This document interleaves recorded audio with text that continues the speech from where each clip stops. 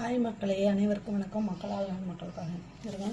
பச்சை மிளகா வாங்கிட்டு வந்தோன்னே என்ன பண்ணுறீங்க, இந்த காம்பெல்லாம் கிள்ளி இது மாதிரி காம்பு கிள்ளி எடுத்து வச்சுக்கோங்க.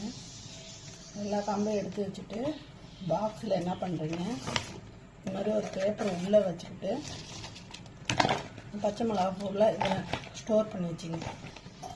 ஸ்டோர் பண்ணி வச்ச பிறகு இன்னொரு பேப்பர் எடுத்து இது மாதிரி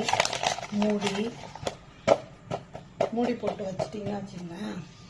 இந்த மாதிரி மூடி போட்டு ஸ்டோர் பண்ணி இந்த பச்சை மிளகாவை ஃப்ரிட்ஜில் வச்சிங்கன்னா வச்சுங்க, ஒரு மாதம் ஆனாலும் அந்த அழுகி போகாது.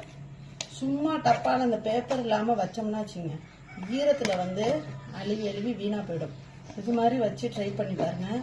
ஒரு மாதம்னாலும் இந்த 10 ரூபா 20 ரூபா பச்சை மிளகா தாங்கும். நம்ம பச்சை மிளகா 2-3 தான் யூஸ் பண்ணுவோம்.